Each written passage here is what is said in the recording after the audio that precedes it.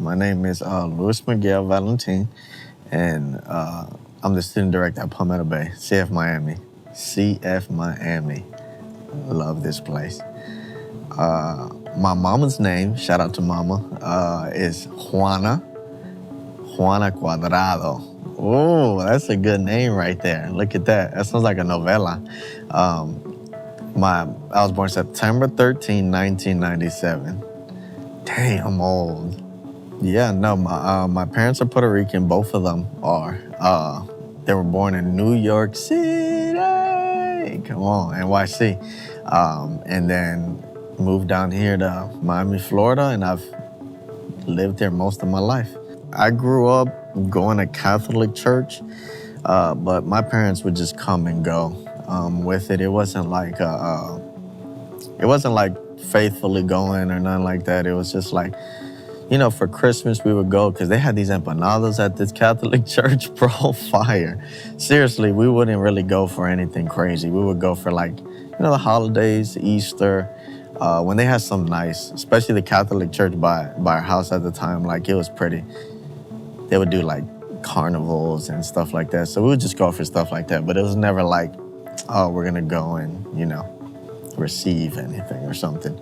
Well, I was still a child. I was very young, so I never listened or, none of those things. So I've always knew there had to be something more, but I didn't know what. It just had to be something. Man, some of these things, my parents don't even know, but I remember the middle school I grew up in, it was in the ghetto, man. At the time it was a bunch of gangs, there was a whole bunch of crap, and at the time there was a big old rivalry, I guess you can say, between Haitian and Hispanics.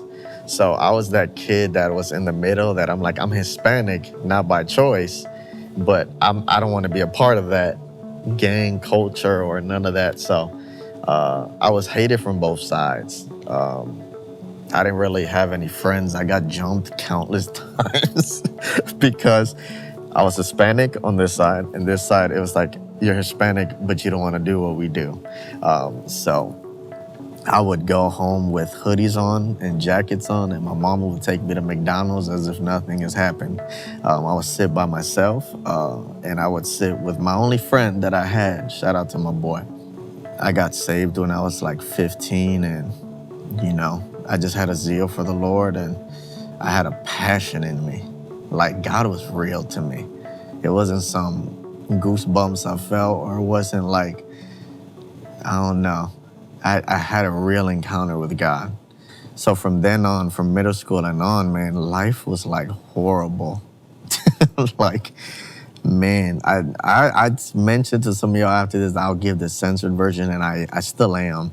But it was just horrible, man. I freaking hated it, and even to this day, believe it or not, I'm just my God, why? But I'm so grateful that God always has a plan.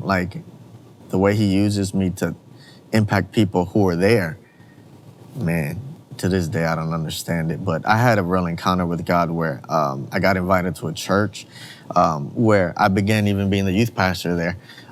And literally the first day I got there, I remember it was yesterday, it was a preacher named Stephen Davila, and he was preaching on the different expressions of worship. What does it mean to raise your hands? What does it mean when you cry, when you kneel, when you clap, when you shout, when you jump? And then he started talking about a whole bunch of other things, and he just opened the door for anybody to come to Jesus. And I did, and I was struggling with so much at the time that I needed saving. I needed something. I knew from then on, God just began to heal things in my life. And so I mentioned two of my only friends in middle school, Andre, who I invited to church not that long ago, 2 years ago, and he got saved. And he was the biggest atheist in the world. He would literally curse God, literally. He was the heavy metal, hard rock dude, crosses upside down, all that crazy stuff. And I invited him to church, and the dude, literally, I was preaching a message. I can't remember what it was, but I just remember at the end doing the altar call, and he's literally raising his hand with tears in his eyes. And he gave his life to Jesus, and he was going faithfully. Like, my God, shout out to Andre Johnson. But Neil actually committed suicide. I remember when I found out that Neil killed himself. Like, we would play video games every single day. This is the time where we transitioned from middle school to high school. And we would play video games every day. Modern Warfare 2, we were on it. And then every single day, we'll text each other, we'll call each other, hey, because he moved to Rhode Island and went to high school there.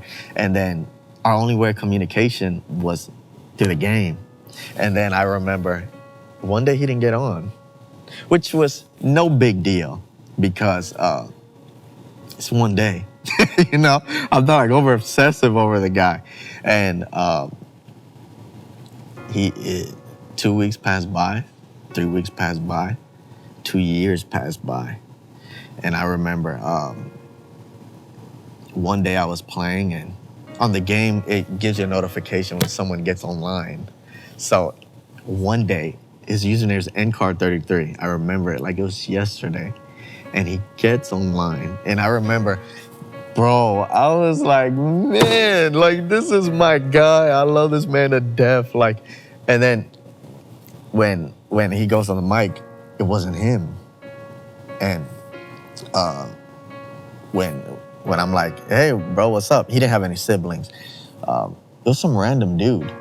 And he says, oh, what's up, bro? Like, I bought this from a garage sale or something. And he's like, I just went online and got it on. I'm just checking what this dude got, like what games he got and stuff like that. And then I was like, bro, so do you know the people you bought it from? Have you seen a guy with dark hair? It's like, oh, you're talking about Neil. I'm like, oh my God, you know this man? And I remember he saying, man, that house closed down. It's been closed down for years.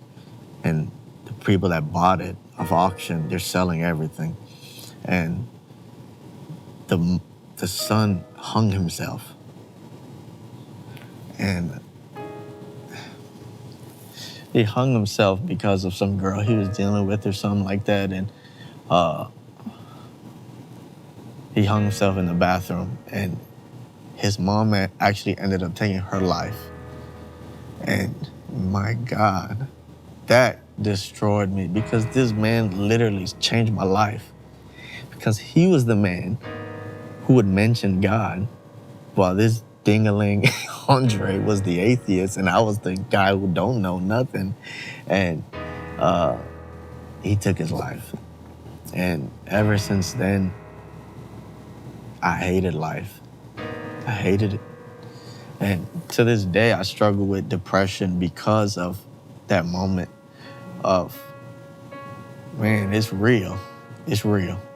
And for me, like, I struggle with depression because it is just as real as God is, you know? And right now I think about it, and the change I would say that I saw was that God began to heal me, like heal my heart. Even to this day, I love this quote that my therapist told me one time. And my parents don't even know this. I know they're probably gonna watch this, but I used to take therapy for years because I tried to kill myself a bunch of times. And I remember he said, just because there isn't a cure doesn't mean there won't be healing. And I remember reading the Bible one time. This was my first time reading the Bible. And I read Genesis 35:3. And this is Jacob saying that even in the days of my distress, the Lord answered me. And to this day, I live by that. Every day I feel like that. I'm in distress, but the Lord answers me. And just because there isn't a cure, I didn't wake up 100,000% better. I'm still struggling with depression, still. But there's been healing. Every day I wake up better. Every day God puts a smile on my face. Every day the Lord puts joy in my heart. Every day I get to come here and talk to kids and lead people. And man, that's only God. It's only God. There's different names that that God was characterized in the Bible. It can be Jehovah Jireh. It can be, Yeshua HaMashiach. It can be whatever. But one thing that I love, and to this day, this is kind of like an anchor for me in my life, is Jehovah Rapha. It's that God's healer. And if I were to tell anybody who's watching right now, or if someone was here and they were struggling in that rock bottom moment where they're in depression, anxiety, they hate life, they think of killing themselves, they think of just being alone and they don't want nothing to do with nobody, I would tell them, me too. And God uses me. Like, if someone was watching this right now that is struggling with that, I would tell them that God can still use you and that God still loves you so much, that way beyond what you're dealing with and what you're thinking and the thoughts that you have in your head, that God's way bigger than that. And I would remind them that, man, the plan is still going. Like, God's still moving. He's still doing things in your life. And even in that same story, Jacob, that's my favorite story in the Bible, because it literally says that Jacob, he built an altar to the Lord, and this is the same place where he's running from his brother Esau, and this is where he literally has a fight with God, and God puts a limp in his hip. He pinches him, and he walks with a limp all his life, and he comes years later, and he gives his verse, and then in that same exact chapter, it talks about that God was with me, and I was not aware of it. He goes back to the place where he had all these horrible things happen to him, and now he's having the realization and the revelation at Bethel, saying, wow, God was with me the whole time, and I didn't even know it. And that person right now who's dealing with that is maybe thinking, God ain't with me. And I will tell them, he is. He just ain't aware of it. And you'll see it. Just keep on hanging on, and you'll look back and say, man, look at what God did to someone like me. My name is Lewis, and I am healed.